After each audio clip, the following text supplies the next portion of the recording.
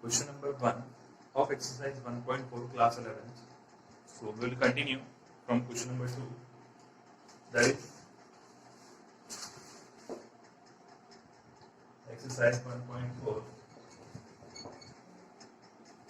Let A is equals to AB, A comma B, and B is equals to ABC. Is A is a subset of B, and what is A union B? This is the question. Now, how to understand this question? First, A is AB. It means A is a set in which elements are A and B. Okay. Second set is B, in which the elements are A, B, and C. Okay. Now, first question is A is a subset of B. This is read as subset. ये आपको मैंने पढ़ाया है कि ये जो sign होता है ये सबसेट का होता है, ये जो साइन होता है यूनियन का होता है, कॉम्बिनेशन का, एंड ये जो होता है इंटरसेक्शन का साइन होता है. ठीक है. तो सबसेट मतलब क्या? ये जो है वो सबसेट है बी का, मतलब ए के सारे एलिमेंट बी से बिलोंग करते हैं. चेक करिए. ए बी में अवेलेबल है, जी हाँ बिल्कुल है. बी में अवेलेबल है, हाँ जी बिल्कुल है. तो हम क्या कहेंगे? Yes, A belongs to B and B belongs to B.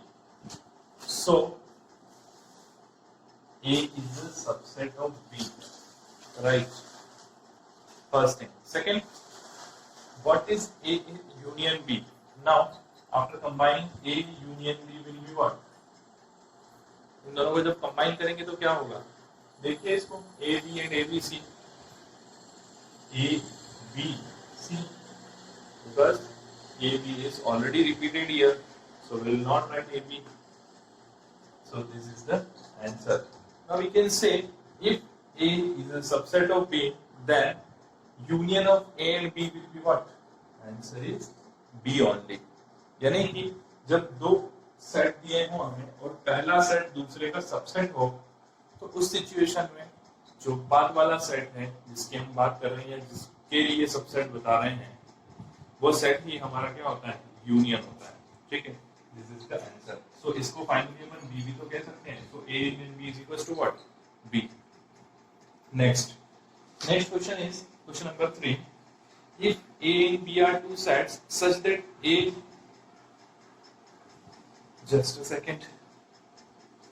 हाँ, next question ही आपका सिमिलर यही आंसर है जो मैंने ऑलरेडी एक्सप्लेन कर दिया इसमें. देखो क्या बोला है. If A and B are two sets such that A is a subset of B. A is a subset of B. इस तरह से कोई दो सेट हैं, और then what is A union B? Then what is A union B? Oh sir, very simple. A subset B. देखिए A subset B यहाँ था, तो A union B क्या आंसर आया था? B. So answer of this question will be also what? B. ठीक है. अगले क्वेश्चन पे चलते हैं. Question number 4. If A is equals to this, करना पड़ेगा ये.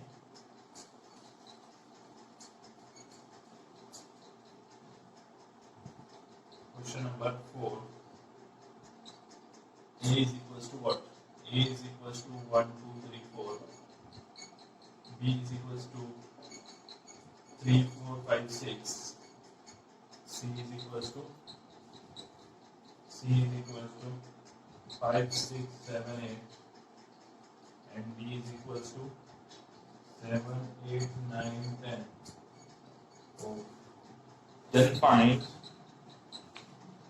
A union B first. A union B. Very simple. ये क्वेश्चन तो अपने कर लिया ऑलरेडी. ए और बी के जो एलिमेंट है उनको कंबाइन कर लो, बस रिपीट नहीं होना चाहिए. It means 1, 2, 3, 4, 5, 6. Right. Here 3 is repeated, so 3 and 4 are repeated. So 3 और 4 को मैंने repeat नहीं लिखा है यहाँ पे. Next देखते हैं. Next question is first part is this. Second part. A union C. A union C. what will be A union C? So all element of this, because there is no repetition there. देखिए आप, कोई भी element ऐसा नहीं है जो same to same second वाले set में हो। तो ऐसी कंडीशन में अपन क्या करेंगे, 1 2 3 4 5 6 7 8, this is the answer. Next B union C, B union C is what? B union C की अगर अपन बात करें तो B ये है और C ये है, तो 3 4 5 6 अगेन आप देखेंगे 5 और 6 रिपीट हो रहा है ना, तो यहाँ पर 3 4 5 6 7 8, since 5 and 6 are repeating, that's why I have written only one time here. Next, fourth is what? B union D. B union D. So B union D is what? 3 4 5 6 7 8 9 10. Nothing is repeated here. 3 4 5 6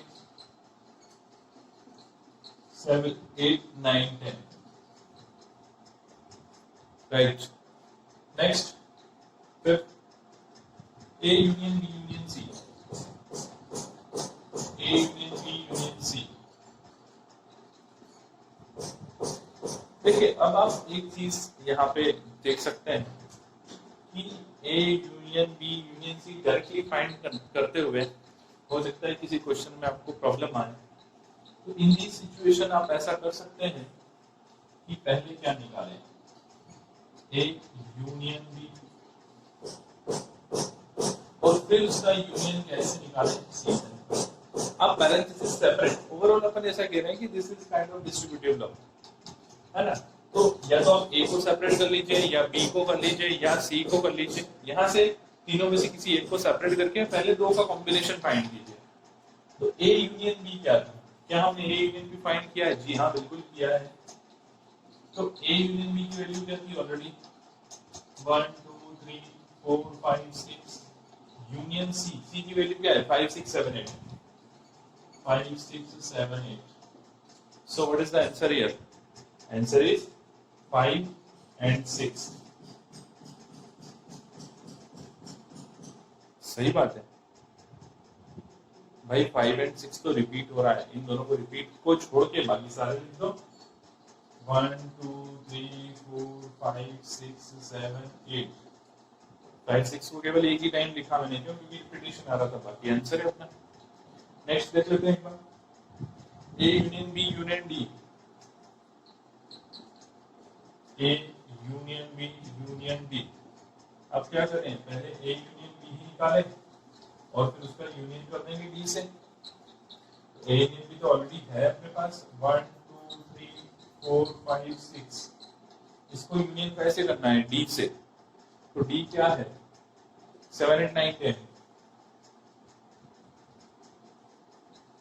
क्या कोई element repeat हो रहा है? नहीं जी। और जब repeat नहीं हो रहा है तो अपन क्या करेंगे? 1 2 3 4 5 6 7 8 9 10। This is the answer, right? Next, last part, there is, so B union C union D. B union C union D. तो B यूनियन C भी अपन ने निकाला है कहीं, ये देखिए, ये B यूनियन C अपने पास रखा है, तो अपन ऐसा कह सकते हैं कि B यूनियन C और यूनियन D हम निकाल सकते हैं इसके लिए। B यूनियन C ऑलरेडी हमारे पास क्या है? 3 4 5 6 7 8, और इसका यूनियन हमें करवाना है 7 8 9 10 से। तो अब देखिए क्या रिपीट हो रहा है? 7 and 8। So answer will be what? 3 4 5 6 7 8 9 10. This is the answer. तो आई होप आपको ये यूनियन वाला कॉन्सेप्ट इस वीडियो लेक्चर से पूरी तरह से क्लियर हो गया होगा। अब आप इस टाइप के क्वेश्चन अच्छे से कर पाएंगे, चाहे आपको 2 का कॉम्बिनेशन दिया हो, चाहे 3 सेट का कॉम्बिनेशन दिया हो, चाहे 4 सेट का कॉम्बिनेशन दिया हो, आप बस बाय वन उसको ऐसे कर सकते हैं।